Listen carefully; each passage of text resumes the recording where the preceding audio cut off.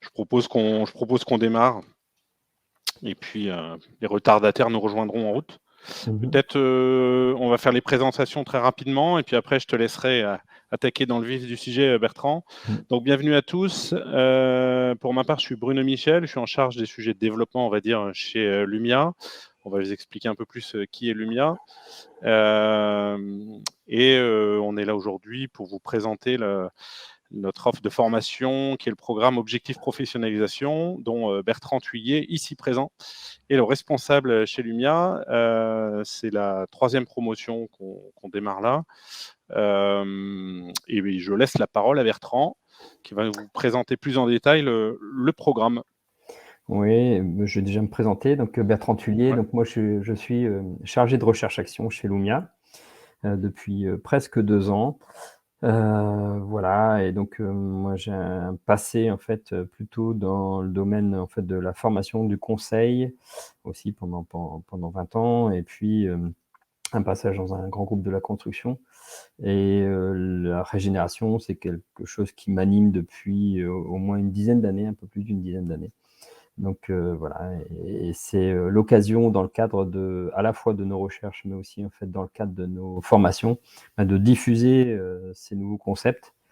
Et comme vous le savez, pour essayer de répondre aux enjeux, aux défis en fait que l'humanité en fait s'est imposée elle-même. Et donc l'objectif de cette formation, comme son nom l'indique, c'est d'essayer en fait de professionnaliser un certain nombre en fait d'acteurs sur ce champ de la régénération et de l'économie régénérative. Avant ça, on avait prévu de faire un tour de table. Alors, je ne sais pas si vous pouvez vous exprimer ou si ça sera simplement en fait par le chat, simplement de nous dire qui vous êtes, pourquoi vous êtes là, et puis si vous avez des besoins particuliers qu'on aborde en fait des points spécifiques dans le cadre de cette formation action, n'hésitez pas à nous le dire pour qu'on puisse, moi ça me permet d'orienter aussi la présentation, parce que la présentation c'est une présentation bien sûr générique, mais on est là surtout en fait pour que il n'y ait pas en fait de questions encore en suspens à l'issue en fait de l'heure que l'on va passer ensemble. Alors, de cette là, Bruno, ça passe. Là, c'est à vous sur le chat, Par le chat. effectivement. Merci Véronique d'ouvrir le bal. Bienvenue. Effectivement, c'est bien si vous mettez 2 mots sur qui vous êtes et puis encore une fois sur ce qui vous intéresse ou les sujets qui vous intriguent sur cette formation. On vous laisse le temps de taper tout ça.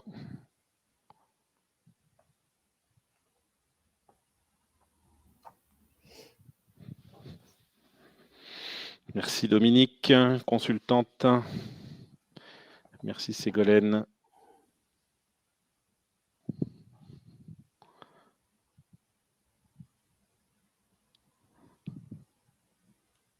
Je vois que tout le monde est en train de bosser, c'est bien. Alors moi, je n'ai pas accès, Bruno. Tu le vois pas le chat? Non, je ne le vois pas parce qu'en fait, j'ai la présentation. Ah oui, d'accord, pardon. Alors du coup, je peux te le lire si tu veux. Oui, je veux bien. Allez, comme ça comblera un peu le vide. Donc Véronique est consultante en stratégie pour l'industrie du tourisme, entreprises et collectivités. Dominique, qui est consultante, qui accompagne des dirigeants porteurs de projets cherchant à intégrer des enjeux sociaux et environnementaux et qui a envie de découvrir ce qu'on propose. Ségolène, qui est responsable RSE dans une agence d'événementiel corporate. Laure, ça y est, hop, j'ai glissé en dessous. Laure, qui est consultante en éco-conception. Sophie, qui est en création d'activités indépendantes pour faciliter les transitions vers le régénératif dans les entreprises et organisations. Bienvenue. Amélie, qui est gérante d'une petite structure de conseil en RSE et environnement pour les PME et ETI. Erika, qui aide les leaders à concrétiser leurs idées et accélérer la mise en place de leurs projets dans la durabilité. Le sujet l'intéresse et elle aimerait savoir à la fin du call la charge de travail pour la formation. Ok. Déjà une question, ça marche. Très bien. Nadège, consultante en leadership régénératif, point d'interrogation. Nadège, qui je crois, j'ai rencontré chez AXA l'autre soir. Effectivement, Nadège qui dit qu'elle a fait la formation Lumia AXA, donc la fameuse formation Butterfly. et qui souhaite approfondir le volet modèles économiques. Bienvenue Nadège. Carla, consultante en développement durable chez Inextenso Innovation Croissance, qui a découvert l'économie régénérative lors de la participation à la CEC édition consulting, avec la magnifique évidemment prestation de Christophe Sempels, qui souhaite en savoir plus sur cette formation pour savoir comment nous pouvons accompagner nos clients. Bienvenue Laetitia, design, expert concept, conceptrice de programme, directrice de programme. Pardon, j'ai perdu la ligne. Enseignante à Design Sustainable Design School. Ça, c'est effectivement pas loin de chez nous. Participante au projet Régénérazur. Donc, j'imagine que tu dois déjà connaître Bertrand. Bienvenue. Mathieu Verriot, qui aura l'occasion de prendre la parole probablement en fin de présentation, qui lui suit le programme pour info objectif professionnalisation actuellement et qu'on a invité à partager un peu son témoignage. Alix, coucou Alix. Alix, qui est effectivement que je connais, qui est dans la région, je la laisse taper la manière dont elle veut se décrire, mais qui travaille beaucoup sur les sujets environnementaux, je le sais. Voilà, tu as une idée, Bertrand, un peu du panorama. Merci à tous pour ces éléments. Merci beaucoup. Je vois surtout en fait qu'on a un public très féminin. Ouais, c'est pas faux. C'est à part Mathieu qui doit se sentir bien seul. Mais voilà, mais c'est très bien. Ça veut dire aussi en fait que c'est vrai que on va dire la régénération, c'est sans faire en fait de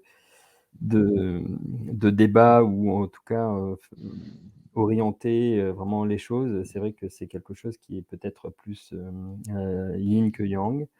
En tout cas, voilà, merci pour vos retours. Effectivement, il y a une question et on va essayer d'y donc le temps est y consacré. Mais avant ça, je vais quand même vous présenter les différents éléments en fait, de cette formation. Lumia, vous connaissez peut-être ou vous connaissez peut-être pas, je vais aller très très vite. On est centre de recherche-action et on est spécialisé sur les modèles économiques et le leadership régénératif. On a décidé, en fait, il y a maintenant 2 ans, vraiment de se spécialiser sur ces modèles économiques et le leadership est arrivé tout naturellement parce qu'en fait, on considère que tant que on n'a pas ancré ça en nous et qu'il y a en fait des postures à adopter, et vous allez voir, on va en parler, c'est très difficile finalement en fait d'essayer de faire évoluer à la fois les mentalités et surtout en fait les modèles économiques. Donc on est persuadé en fait que les deux doivent être traités de façon parallèle, même si effectivement dans le cadre de la formation on voit un peu moins la partie leadership régénérative parce que c'est quelque chose aussi qui est personnel. On essaie en fait de distiller à chaque session quelque chose sur le sujet. Et puis il y a surtout en fait l'intervention aussi de Romain Cristofini chez nous qui participe et qui est vraiment notre grand spécialiste du leadership régénératif. Voilà. Mais en tout cas, sachez que on traite vraiment en fait ces deux questions de façon simultanée. Et puis on a à côté de ce centre de recherche-action, j'expliquerai aussi un petit peu en fait ce qu'est la recherche-action. On a notre centre de formation.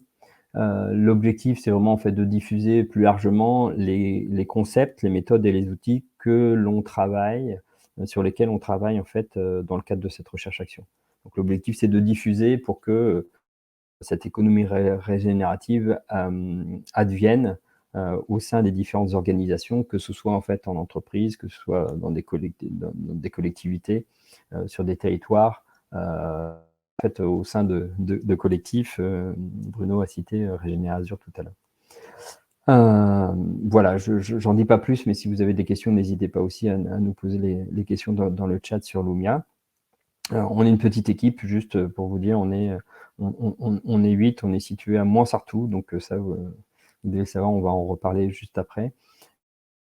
Et on on a pour objectif vraiment en fait de garder en fait l'idée de cette équipe dédiée à l'économie régénérative.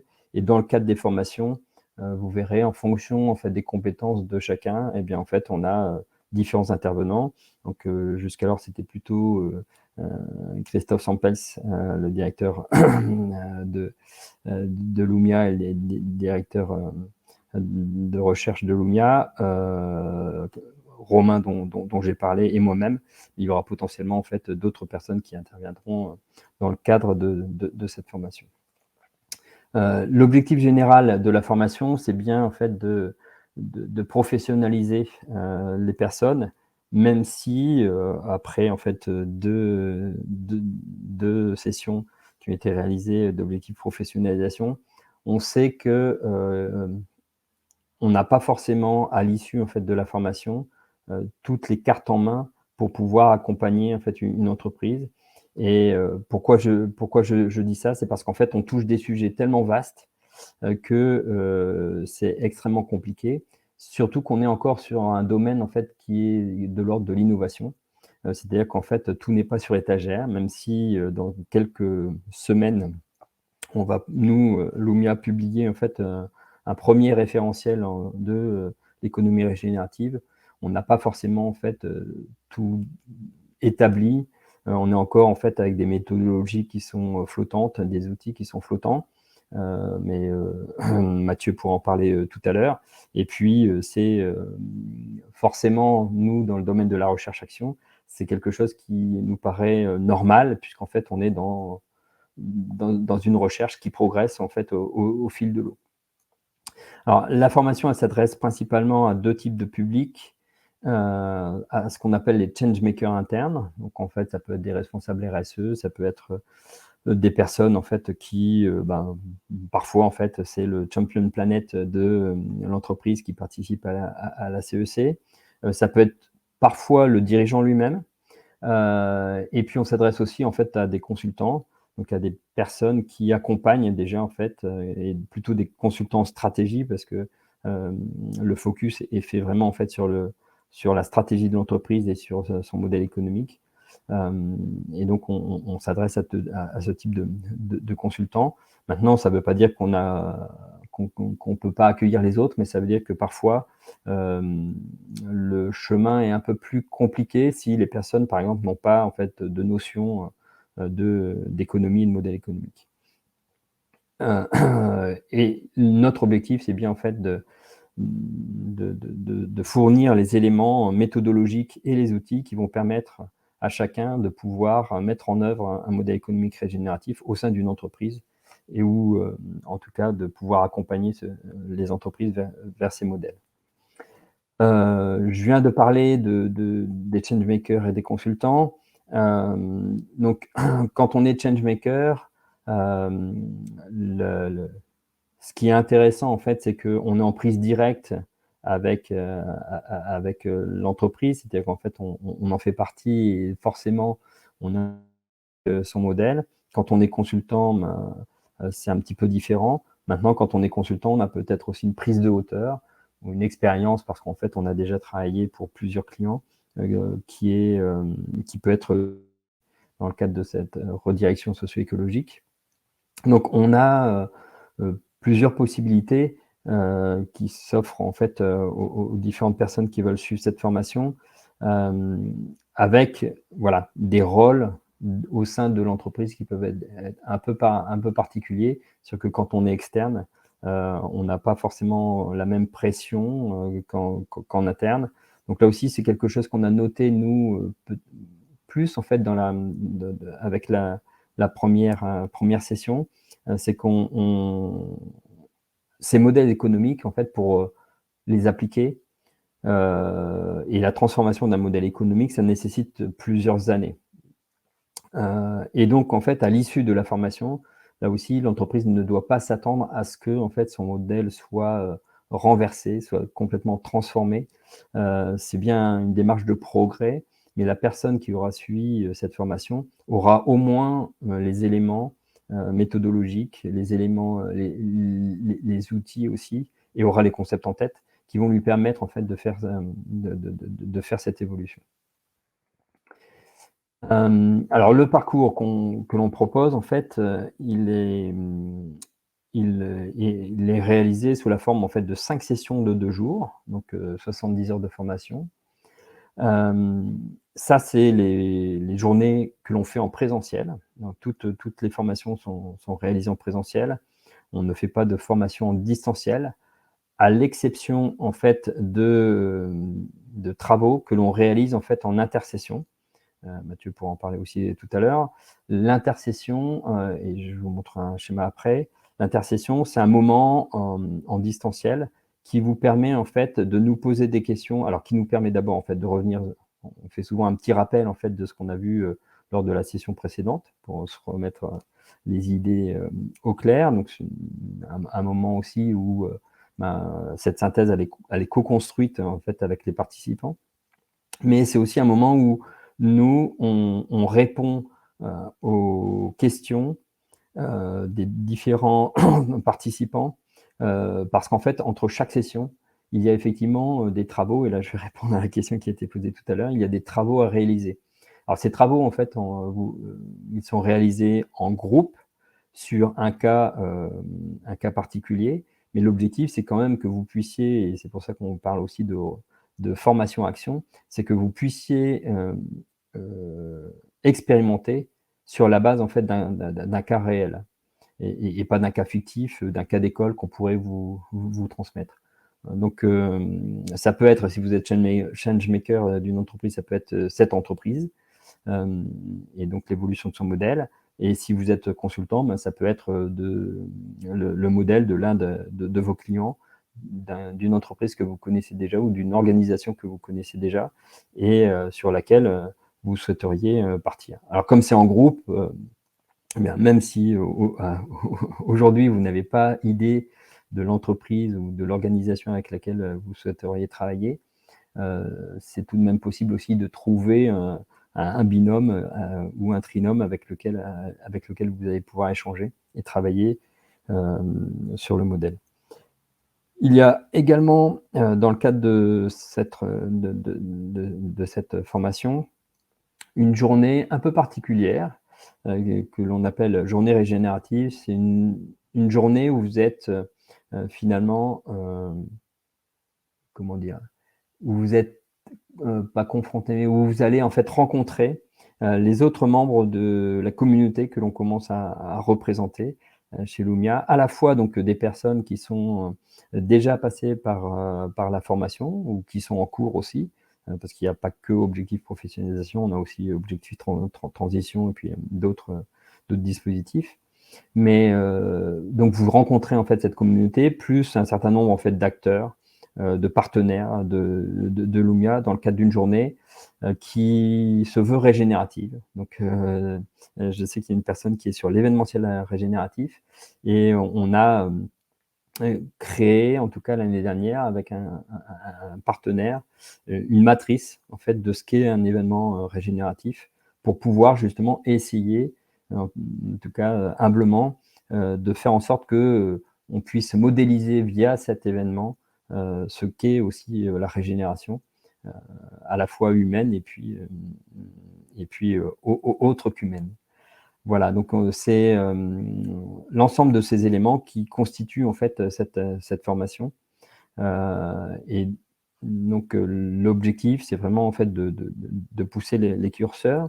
Et comme il est écrit, en fait, si vous êtes un changemaker interne d'une entreprise, eh bien, on peut également, et ça c'est vraiment selon le souhait en fait de l'entreprise, on peut également en fait nous faire un échange réflexif en fin en fait de formation avec cette entreprise pour voilà, voir où elle en est, quelles sont en fait les marges de progrès, comment elle peut en fait définir sa trajectoire pour cette stratégie. Bertrand, Oui. je te coupe 2 minutes parce que il y a quelques questions sur le chat que je te livre. Ok. Une première question de Nadège qui était intéressée pour comprendre, je sais que ça apparaissait sur certains documents, le fonctionnement de la formation quand des gens viennent en binôme consultant-entreprise. Alors moi, je vais juste dire un mot là-dessus.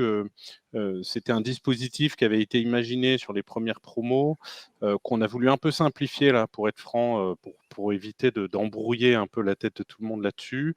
Sachez juste que si vous êtes consultant, ça peut être intéressant pour vous de vous inscrire en binôme avec une entreprise avec laquelle vous bossez et qui a envie d'avancer sur ces sujets-là. Et dans ces cas-là, on peut discuter évidemment on va dire d'une offre tarifaire un peu spécifique. Ça, c'est un premier point. Et puis, ça peut être l'inverse, hein. Ça peut être une entreprise qui a envie d'embarquer son consultant dans une démarche de ce type-là. Donc, évidemment, ça reste possible, ça reste souhaitable. C'est juste qu'on l'a un peu supprimé, on va dire, de nos supports parce que ça posait parfois des questions. Je ne sais pas si tu veux compléter là-dessus, Bertrand. Non, mais en fait, juste pour vous dire que lors de la première session, on a eu en fait 6 dirigeants et 6 consultants, enfin 6 dirigeants ou changemakers et 6 consultants. Donc en fait, on a formé les binômes, ça a très bien fonctionné. Lors de la deuxième session, on avait principalement en fait des consultants. Et donc voilà, donc c'est en fonction aussi en fait du public qui souhaite suivre cette formation. J'ai oublié de dire, hein, on essaie de travailler en effectif réduit. On essaie de travailler à 15-20 personnes, pas plus. L'objectif, c'est vraiment en fait de creuser et d'avoir du temps à consacrer en fait à chacun et à chaque projet qui est étudié. Peut-être juste pour rebondir là-dessus, je mets ma casquette un peu commerciale, mais peut-être si vous êtes consultant, on n'a pas encore parlé du coût de la formation, on y viendra évidemment après, mais ça peut être un moyen pour vous de réduire un peu le coût de cette formation pour vous en embarquant un dirigeant avec vous, et ça, on pourra en discuter avec ceux que ça intéresse si besoin. Mm. J'enchaîne sur une autre question qui a été posée par Laure, qui posait Oui. une question, je crois que tu as évoqué la matrice tout à l'heure, je pense, dans les outils, tu as dû parler de la matrice socio-éco-compatibilité, si je dis pas de bêtises. Non, non, Non? c'était pas Ah non? celle-là, c'était la matrice qu'on a réalisée avec Embarcadère sur Ah pardon. l'événementiel. Ah OK. Euh, Et du coup, Laure, visiblement, était très intéressée par cette matrice. OK, événement Regen, évidemment. Et effectivement, du coup, je te demandais si c'était un document ou un support qui était accessible ou si c'était un outil qui serait évoqué dans la formation. Alors, c'est un outil qui n'est pas évoqué dans la formation. L'outil qui est évoqué dans la formation, c'est celui que tu as cité. Ah pardon. C'est la matrice d'éco-socio-compatibilité. Parce qu'après, en fait, il y a des déclinaisons qui peuvent se faire en fait en fonction des thématiques. Donc maintenant, cette matrice, elle est encore en fait en phase de test. On devrait travailler notamment avec la Gaieté Lyrique à Paris. Et l'objectif, c'est vraiment en fait qu'elle soit appropriable. Et dans ce cadre-là, en fait, puisque ça fera partie d'un commun, elle sera disponible avec la Gaieté Lyrique. Mais pour l'instant, en fait, elle n'est pas encore disponible en ligne, etc. Mais parce qu'elle est encore en fait en cours de test, pour l'instant, seul notre événement a servi de test et c'est quand même insuffisant. Voilà. Est-ce qu'il y a d'autres questions? Voilà. Pardon, mon micro était coupé. Merci Bertrand. Juste peut-être un petit point sur le timing. Et je vois qu'il est déjà 18h. Il faut juste qu'on avance un petit peu, je Oui, pense. d'accord. Ben, je vais avancer. Les dates, vous les avez de toute façon et puis on pourra vous les redonner.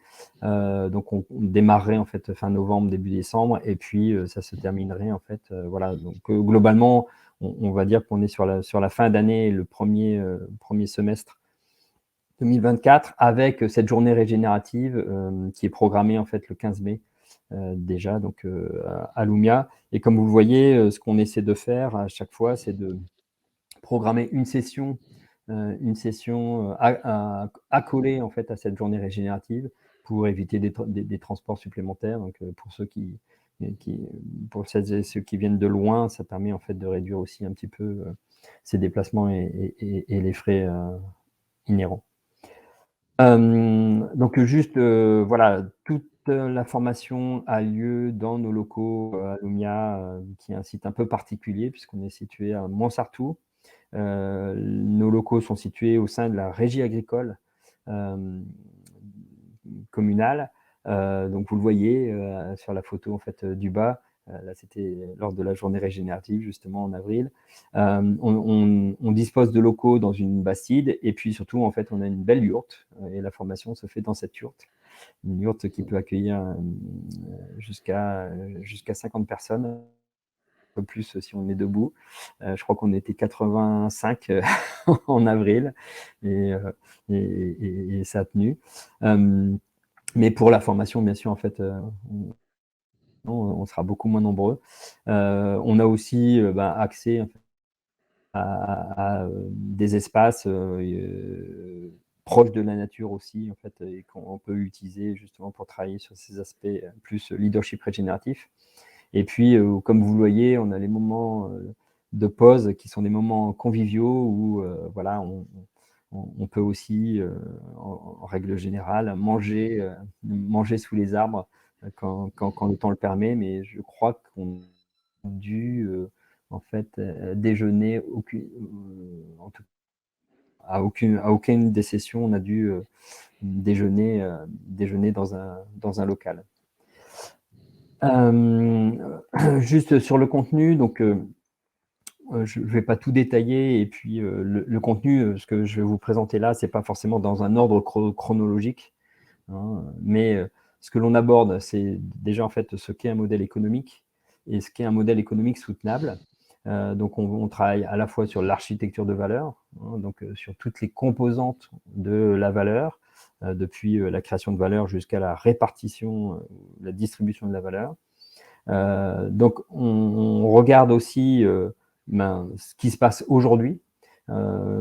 Finalement, les modèles classiques et notamment les modèles volumiques, à la fois en fait ce qu'ils entraînent comme conséquence, mais aussi regarder quelles sont leurs limites, y compris en fait les modèles que l'on dit durables. Et d'ailleurs, en fait, on redéfinit en fait par là même ce qu'est un modèle économique, mais y compris les modèles durables. Et on voit en fait pour chacun d'eux en fait les limites. Et donc comment les modèles régénératifs, eux, peuvent permettre de dépasser en fait ces limites. Dans quelle situation on peut être.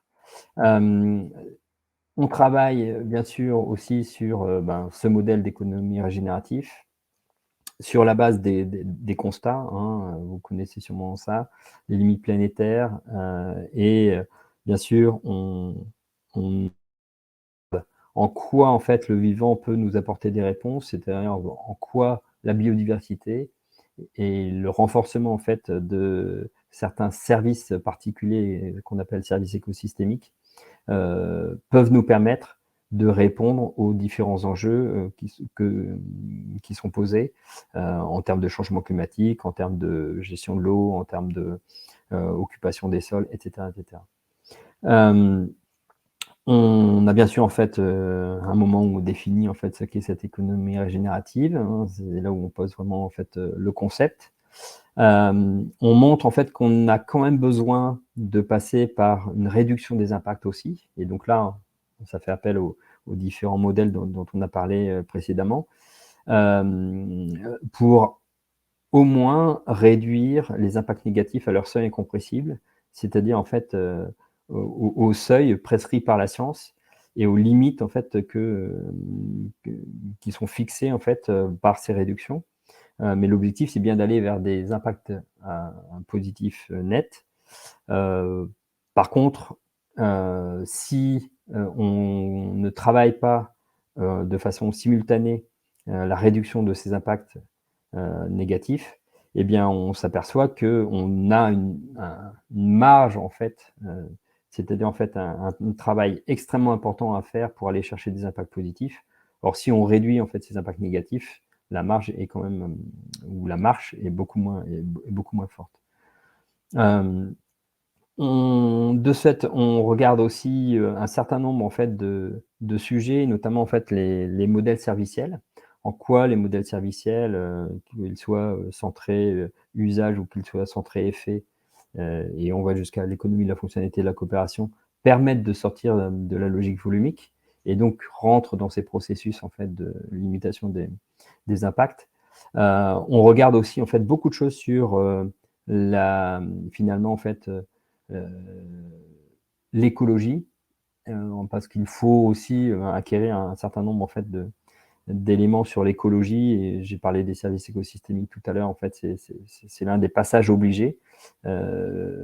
Et ensuite, on vient regarder comment, finalement, quels sont les leviers qui permettent en fait à une entreprise d'aller vers le régénératif, comment elle fait en fait pour se reconnecter au vivant, et comment elle peut soit directement agir, soit indirectement via un écosystème régénératif, comment elle peut en fait permettre d'aller vers cette économie régénérative. On a, nous, travaillé sur des principes de l'économie régénérative, donc 11 principes, et donc on regarde aussi en fait la déclinaison de ces principes, ce que cela veut dire. Et c'est un outil assez puissant, justement, pour réinterroger les modèles actuels. Donc voilà, il y a des exercices qui sont sur ce champ-là. Et puis, l'objectif, c'est quand même en fait de regarder ensuite comment on évalue, parce que ça, pour démontrer qu'on a des impacts positifs, ou parce que démontrer qu'on réduit les impacts négatifs, il y a Laura qui est sur ou Laure, je ne sais plus, qui est sur l'éco-conception. Donc voilà, on a des méthodes. Vous connaissez le bilan carbone, on a des méthodes, on a des outils. Ça, on en dispose.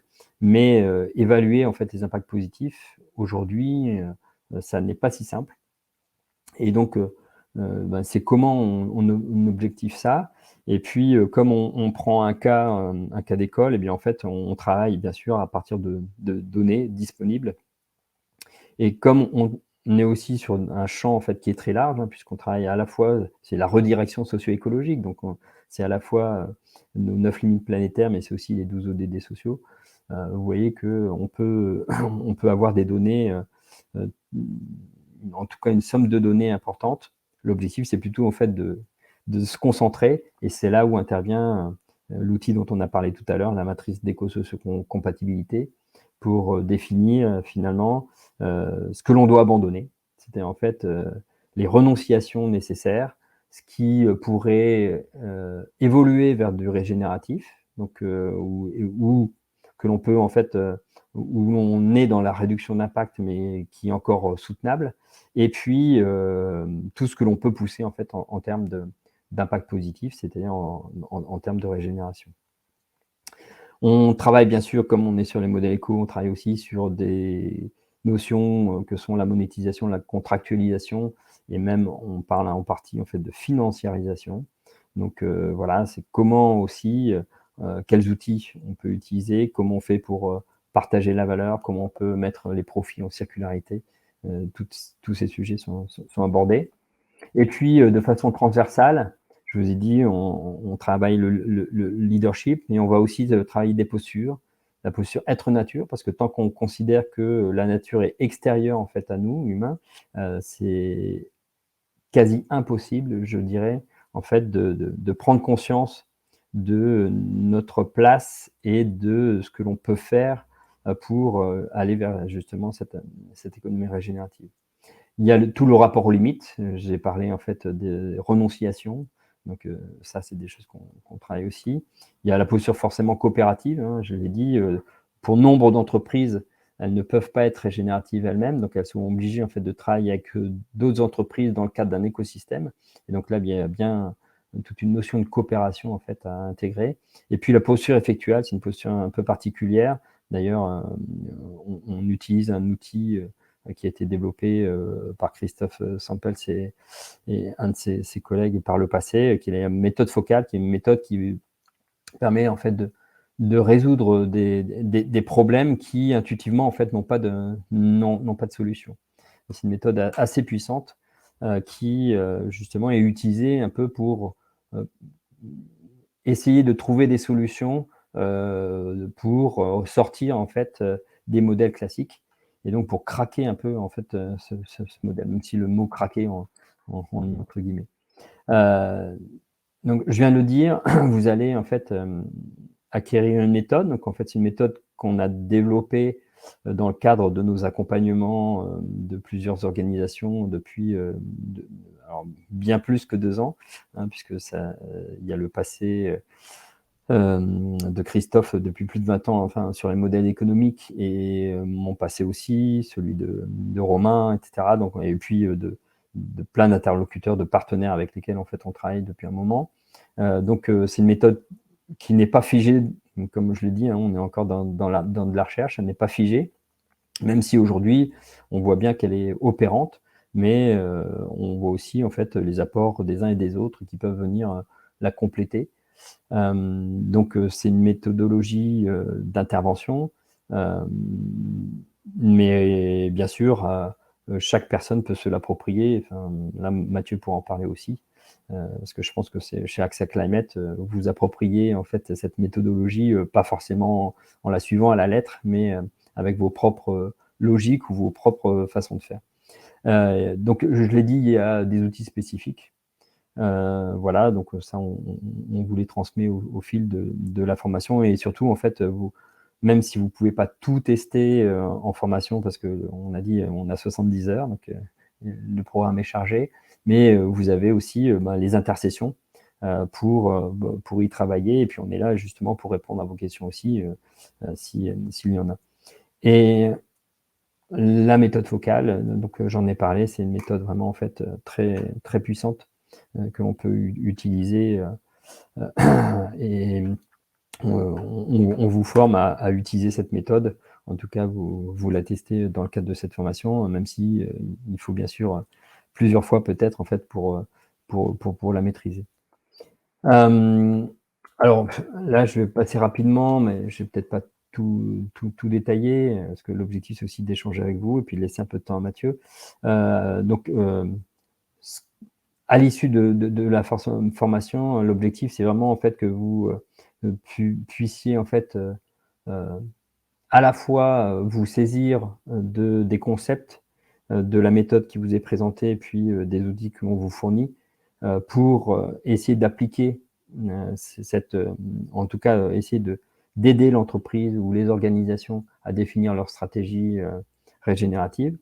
Bien sûr, en fait, comme toute méthode, elle doit être appropriée. Donc ça, cette question de l'appropriation, c'est vraiment en fait en fonction, vous, de votre capacité aussi à y consacrer du temps, à pouvoir peut-être tester certaines choses, même entre deux, en fait, avec certains de vos clients, pas forcément la totalité, mais certaines choses. Et vous avez toute l'opportunité, en tout cas, de nous poser les questions quand on est présent ou lors des séances d'intercession. Je vais peut-être arrêter là. Je te passe la main pour info, ouais, je suis en train de répondre en même temps aux questions sur le chat. Juste pour ton info, il y a quelques questions. Je te les résume. Mais bon, j'ai répondu sur le chat, notamment une question sur la communauté. Effectivement, est-ce qu'on favorise les échanges au sein de la communauté des gens qui sont formés sur Objectif Professionnalisation? C'est vrai que c'est un sujet qu'on a évidemment identifié, sur lequel on est en train de travailler. Il y a des échanges un peu naturels et on est capable de les favoriser. Ce qu'on aimerait bien à terme, c'est les organiser davantage avec des vrais temps d'échange, au-delà de cette journée régénérative dont parlait Bertrand tout à l'heure. Et ça, c'est un vrai sujet sur lequel on aimerait avancer, notamment avec la promo actuelle, pour avoir des choses à proposer à l'issue de cette promo qui est en train de se terminer. Peut-être 2 mots sur les tarifs, mais ça va être assez simple. Vous avez devant vous les tarifs selon les profils. Le point que je voulais préciser, c'est effectivement le point qui est à droite, c'est le fait qu'on est certifié Calliope. Donc, ça donne lieu à évidemment des aides, entre guillemets, un financement partiel qui dépend. On ne peut pas vous dire de combien vous serez financé, évidemment, ça dépend de votre OPCO, ça dépend de votre situation. Mais en tout cas, il y a du financement possible. Pour info, selon les boîtes, et on le regardait encore récemment, il y a des participants qui peuvent avoir des financements jusqu'à 70% des frais de formation. Alors prenez pas ça comme une norme. Je ne t'entends plus, Bruno. Pardon, vous m'entendez ou pas? C'est bon? Ouais. C'est revenu. Ce que je disais, c'est que ça peut monter jusqu'à 70% le financement de la formation par certains OPCO, et encore une fois, en fonction de votre situation, c'est le maximum. C'est évidemment pas la moyenne, c'est pas la norme, ça dépend beaucoup. Mais en tout cas, sachez que chez nous, il y a des gens, notamment Émilie qui est présente avec nous là, je crois, qui est un peu habituée aussi et qui peut, entre guillemets, vous assister là-dessus pour essayer de trouver la bonne solution. Donc en tout cas, n'oubliez pas cette piste-là. Voilà. Et Émilie est là, je vois qu'elle se manifeste. Bruno. Voilà. Et puis juste pour réinsister sur ce que je disais tout à l'heure, évidemment, si vous venez à plusieurs, si vous arrivez à embarquer, si vous êtes consultant, que vous arrivez à embarquer un dirigeant ou un change maker en entreprise, ou l'inverse, évidemment, nous, on peut discuter de tarifs spécifiques. Je pose les questions en même temps, Bertrand. Quelle est la proportion, donc Alix pose la question, quelle est la proportion de temps passé entre l'acquisition des données scientifiques de base, limites planétaires, services écosystémiques, etc., et le régénératif à proprement parler? Une question pour toi, Bertrand, sur le programme. Ouais, alors en fait, toute la partie sur les limites planétaires et autres, ça doit durer même pas une demi-journée, c'est au début. Il y a par contre en fait des éléments, comme je l'ai dit, plus sur les services écosystémiques ou sur la biodiversité qui sont un peu plus poussés. Et là, ça doit être à peu près une journée et demie en fait sur la totalité du contenu. On voit aussi en fait, même si on vous forme pas à réaliser un bilan carbone, mais voilà, quels sont en fait les points essentiels dans la lecture d'un bilan carbone pour pouvoir être en mesure, parce que ça, en fait, quasi toutes les entreprises réalisent cet exercice-là, et c'est un point d'appui. Mais bien sûr, le changement climatique, ça n'est qu'une seule de ses limites, et c'est pas non plus en fait la limite sur laquelle il y a le plus de risques. La biodiversité, c'est bien l'effondrement de la biodiversité est bien plus dangereuse en fait pour nos activités. Donc voilà, donc c'est des éléments que l'on travaille, mais c'est pas l'essentiel. Après, le reste, c'est beaucoup en fait sur les modèles économiques, puisque c'est l'objet principal en fait de la formation. Mais on ne peut pas en fait passer outre ces éléments. Et même si vous avez déjà peut-être entendu des choses sur les limites planétaires, on vient creuser quand même en fait ces sujets. Peut-être que Mathieu aussi pourra en parler juste après. Excellente transition. Je propose de faire intervenir Mathieu. Alors, je vais essayer, hop, inviter à participer. Normalement, Mathieu doit arriver. Ah, ça a bugué. On l'a vu, on ne le voit plus. Tu peux peut-être enlever le partage, peut-être, Bertrand. Ouais, peut-être ça simplifiera. Attends, je retente. Non, c'est bon, je crois qu'il arrive. Avec mon ordinateur. Ouais, salut Mathieu. Peut-être du coup, alors désolé, le temps est compté, on va essayer de finir à 18h30 pour respecter le 1h, donc on a 10 minutes devant nous. On te laisse peut-être te présenter et puis de manière assez libre expliquer comment tu vis toi cette formation, et puis éventuellement s'il y a des gens qui ont des questions pour Mathieu, n'hésitez pas, voilà, sur le chat toujours. À fond, j'essaie d'aller super vite, comme ça, s'il y a des questions, pas pour moi, vous pourrez y répondre, c'est plutôt important dans ce temps-là. Oui, donc moi, je travaille chez Axaclamet depuis septembre et avec 2 collègues, donc on est une équipe de 3 finalement. On est venu faire objectif professionnalisation, donc on est à 4 sessions sur 5, si je ne m'abuse. Je répéterai pas tout ce que vient de dire Bertrand ou ce que disait Bruno. Enfin, il n'y a pas d'endroit où j'aurais tendance à dire non, c'est pas vrai, parce que non, je m'y retrouvais bien. Et donc nous, on est venu avec un background qui était autour de, on a des backgrounds un peu différents. Hein. Moi, j'étais en finance dans le groupe AXA. Mes collègues étaient plutôt du côté conseil, nature, biodiversité, donc experts ou pas experts vraiment de certains aspects. Et on est venu avec à la fois une vision très...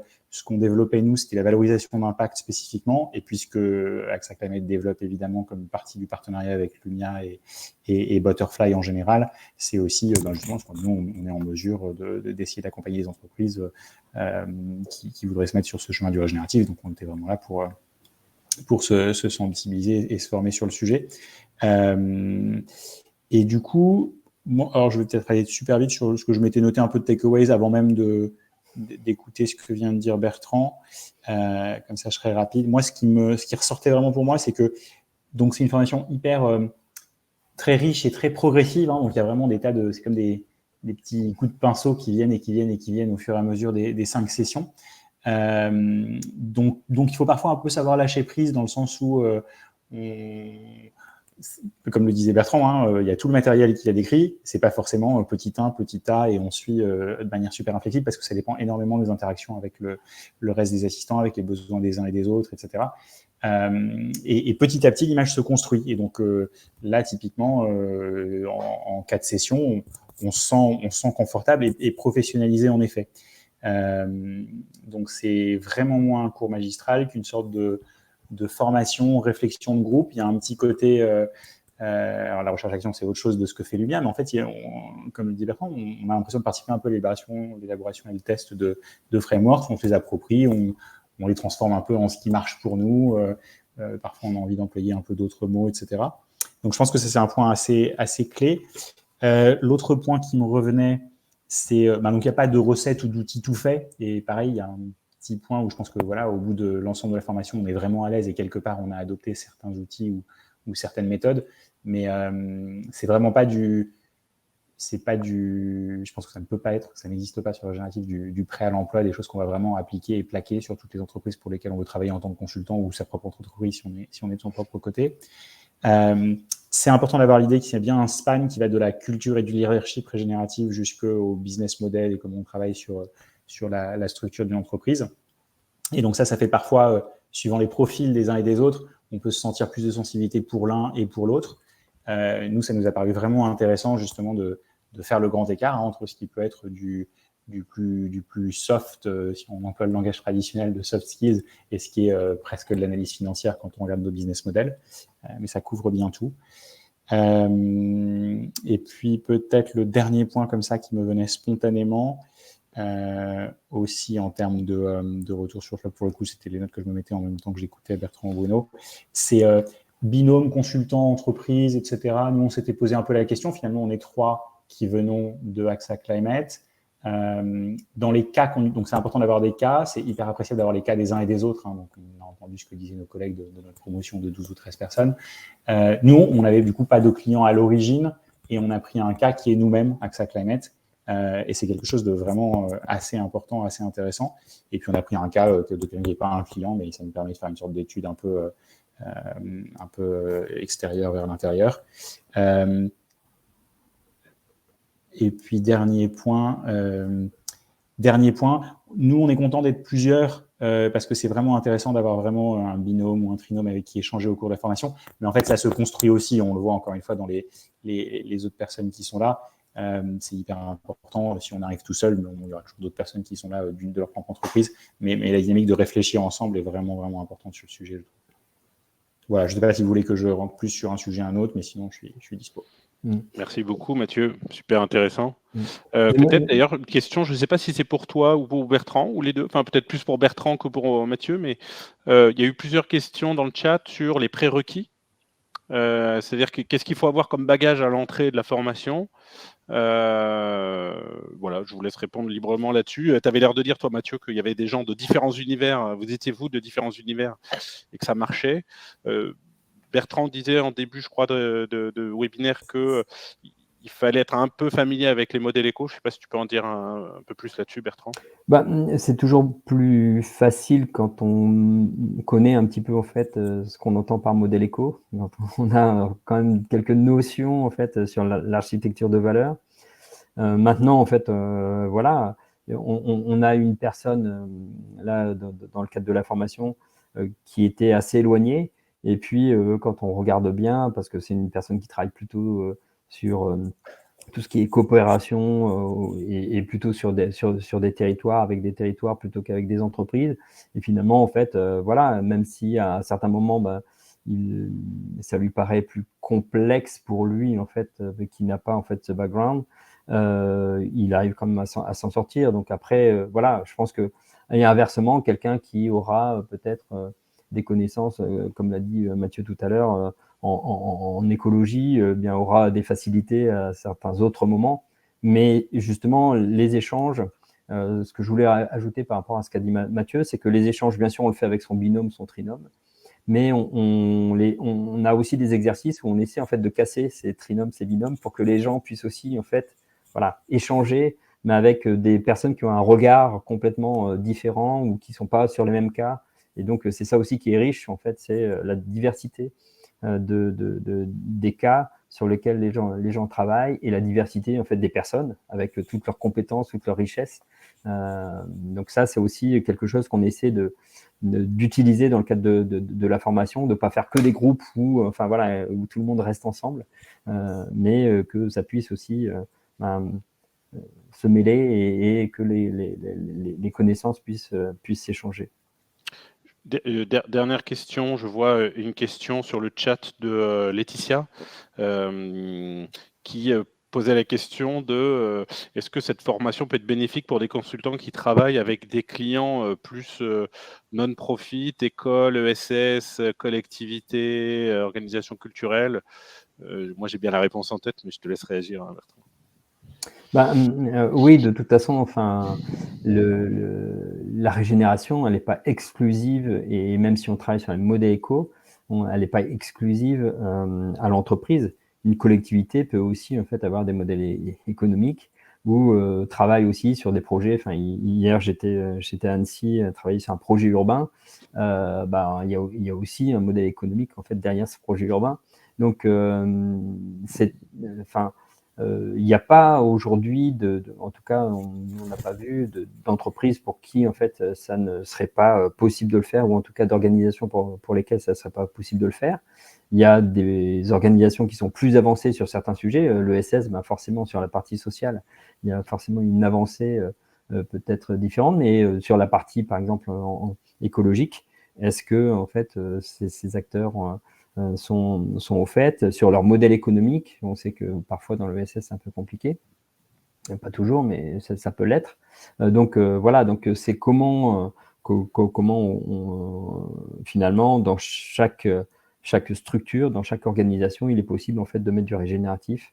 Et je crois qu'il n'y a pas vraiment en fait d'impossibilité. Voilà.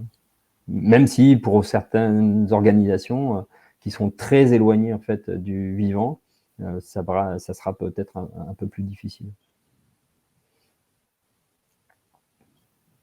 Je ne sais pas si Mathieu voulait rajouter quelque chose aussi, peut-être.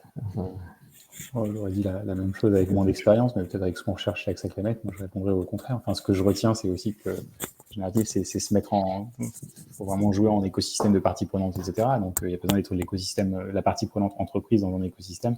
Et au contraire, ça paraît super intéressant de venir chercher les entreprises avec un angle un peu différent, qui peut être celui d'une association ou d'un territoire ou d'une collectivité locale. Donc, ça me paraît hyper important. Ouais, puis juste pour conclure, en fait, dans les écosystèmes régénératifs, on n'est pas obligé d'être dans un écosystème uniquement dans la chaîne de valeur. C'est-à-dire qu'on peut sortir de la chaîne de valeur, on peut faire travailler des entreprises avec des collectivités, avec d'autres acteurs, et notamment de l'ESS, pourquoi pas. Super. Merci Bertrand, merci Mathieu. Je vois qu'on arrive au terme du timing qu'on s'était fixé. Bravo pour le respect du timing, c'est top.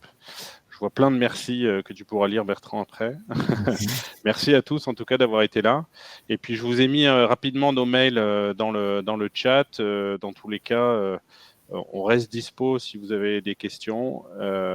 Et puis, on espère vous voir vite sur cette formation, idéalement chez nous, à Moissartou. Voilà. Merci beaucoup. Merci à tous. Très bonne fin de journée. Merci encore, Mathieu, pour ta venue. Merci, je vous en prie. Merci, au revoir. À bientôt.